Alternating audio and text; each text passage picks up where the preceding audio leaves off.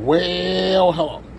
I was at Menards about 3 weeks ago and I saw this.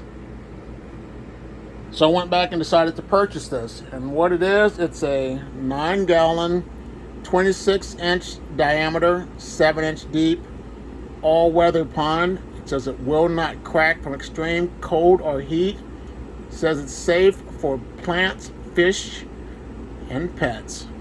Can be used in ground or above ground. UV stabilized for added strength. It's made by McCourt, and it's made in America. But the reason I got this is because I'm going to put my worm castings in here and start sifting my castings inside of this pond. It's big enough, and I can push castings over, and that will allow me to have it thinner and get my worms to keep going down.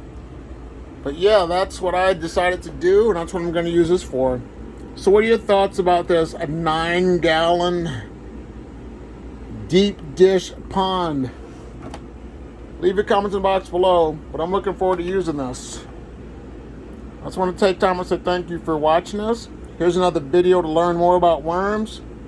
Take care and have a nice day. Bye.